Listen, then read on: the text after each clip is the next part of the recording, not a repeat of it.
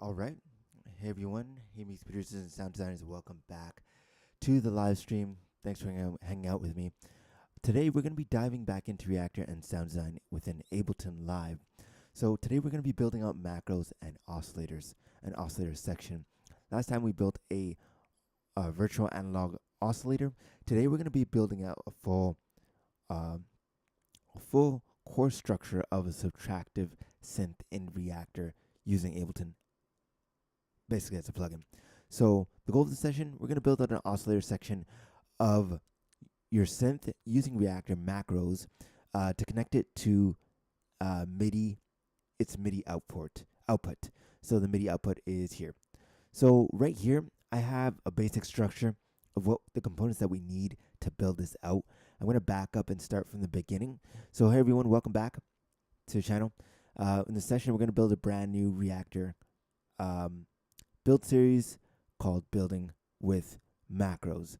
So today we're going to be focusing on the oscillator section, which is the heart of subtractive synthesis. So I encourage you to follow along if you have Reaktor as well. But these principles still apply to every single synth and oscillator or setup that you have, whether it's in Reaktor or not, or even in the real world. There's some slight differences, but essentially the wiring and the logic and signal flow is essentially the same. And if you have a Reaktor, you can follow along on your desktop or laptop. And yeah, so let's get into it. So first thing we're going to do, we open up a new ensemble, just like we always do in Reaktor. We make sure that we're in the structure view, which we are right now. When you click that edit button, you get into the structure view. You can ignore that previous page. So that allows you to edit inside of Reaktor.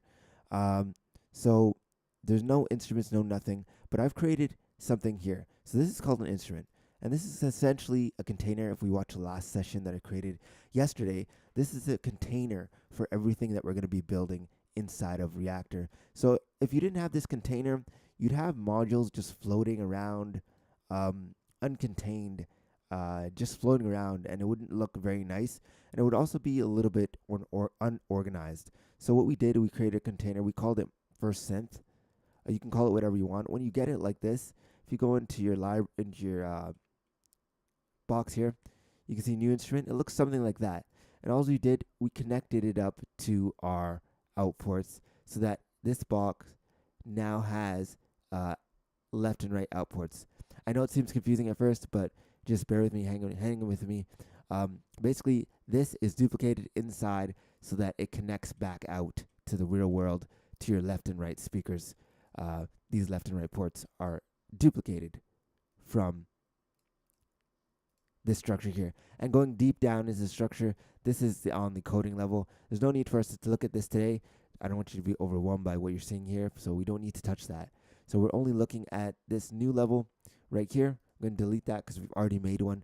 And then I'm going to pop into the instrument level. And inside the instrument level, we've created a bunch of controls from the library.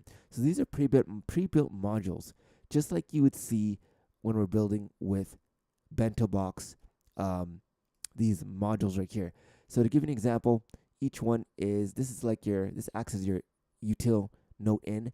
This is your oscillator. This is your filter. This is your ADSR. And this is your left and right out. This is something else. It's called an audio voice combiner, but all it does is turns your audio signal that's a polyphonic signal into a monophonic signal. And we'll get into that later, what that actually does. Just trust me that that works in that way. So to show you, give you a parallel example, if we go down here, this is equivalent to our note in when we're using our oscillator. That's equivalent to note in. These are pre-built modules. This is equivalent to our oscillator section. This is another pre-built module. But these ones, the difference with these macros is that you have fine-tuned control over everything. These ones, they're pre-built. They're ready to go. They just work. These ones, on the other hand, you're going to have more control over that macro.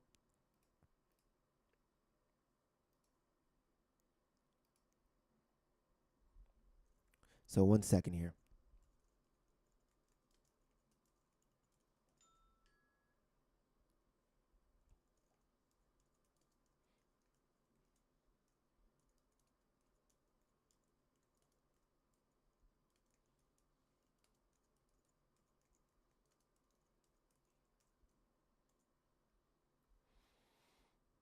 Okay, so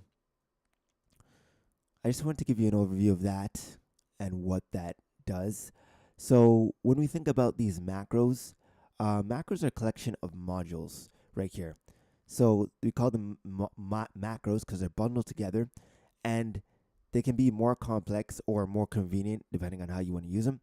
And they're basically more complex and custom mini systems built within inside Reaktor. Like, think of them as pre-built circuit boards. Pre-built circuit boards. You can think of them like that because they're kind of green and they have little wires on them. They look like little circuit boards, but these ones are pre-built.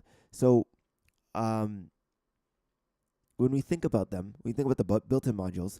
These are more single purpose and use, while these macros, we can combine them for more complex sounds. These are the macros, these boxes. Each one is a macro. So when we look at these can't be opened. While these are more editable and modifiable. So we can open them up and really edit them, edit the control. So when you look inside, we can edit that control. While these, you can't really, there's not much editing. You can view it, yeah, you can change things around slightly, but the function still remains the same. For this MIDI note in, we got a description on the side of what to do and how it connects. So when we have these built-in modules, we have limited parameters that we can work with right here. These are the limited parameters. And while with macros, there can be functional grouping together, oscillator section, filter section, and so on and so forth. And lastly, when we have a oscillator going to out, we can have an oscillator going to out port like that, but we won't do that here. Whoops. While we have an oscillator going to an ADSR envelope. So actually, I'm gonna erase that connection because that's a little bit more. I'll make it more straightforward. So when we think about it like that, modules are more like raw building blocks, and macros are pre-built circuits made of modules. So again, macros are pre-built circuits. Think of them as circuit boards. Each one is a circuit board, and they interlink, and they're made out of modules inside of them. So, and while macros, when I click in, it's pre-built for me. There's nothing else that I can wire here. Oops, I'm in the wrong one. These ones are pre-built for me. There's nothing really to do. These modules are like more like ingredients, and macros, I can create more complex recipes out of those macros. So I can create my own blend or my own recipe out of using macros in my final synth design. So yeah, hopefully that explains it a little bit better. So I'm gonna go in. So that's just like me connecting these. I can take these.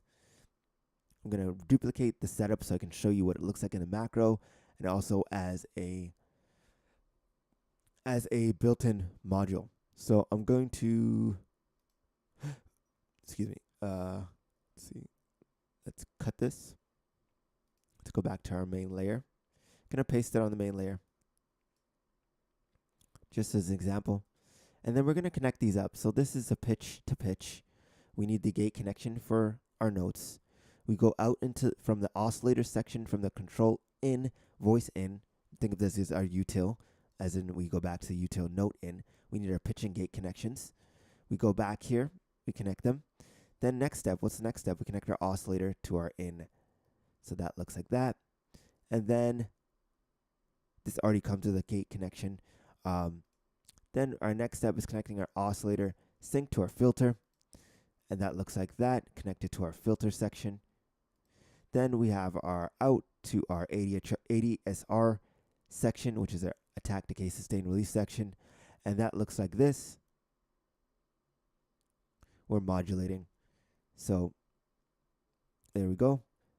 And finally, we have our out to our out ports. I'm not going to connect that right now. we have one more component actually that we need, which is our voltage controlled amplifier. Just going to go back.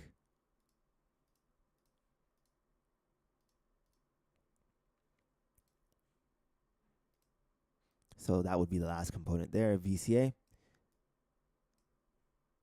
And finally, it's our ADSR. We go through a audio voice combiner. I'll explain that later. And we go out to our left and right ports. That should allow that to work. And finally, we need to, when we're inputting notes, we need a gate connection from our ADSR to our gate. And we have notes, we have sound. So if I go back here, that would look like something like this. Our VCA would go into our filter, and our ADSR would be connected like that. That's how we connected. And it would go back up to our gate, just like in this example. This is our ADSR going back up to our gate connection. And in our modules view, our ADSR is going back up to our gate connection as well, doing the exact same pattern. And our filter is going into our ADSR and out. But in this step, in the modules, we are creating, just going straight out to a VCA. So hopefully I didn't confuse you with that, but I'm trying to parallel and show you what it looks like to build it with modules, which are these things, and what it looks like to build it with macros, which are these things. So we have a full working synth working right here.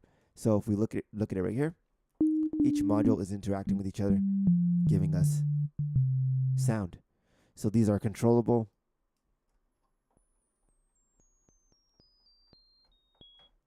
As we go through the panel, we can control them. We can control the cutoff.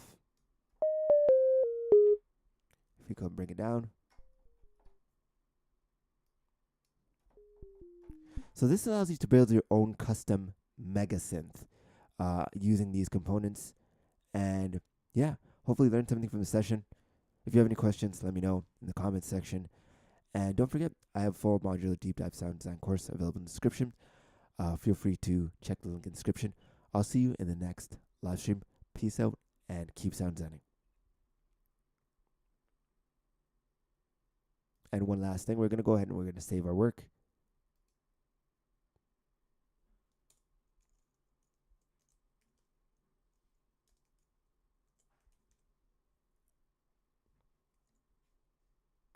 Great. I'll see you in the next live stream.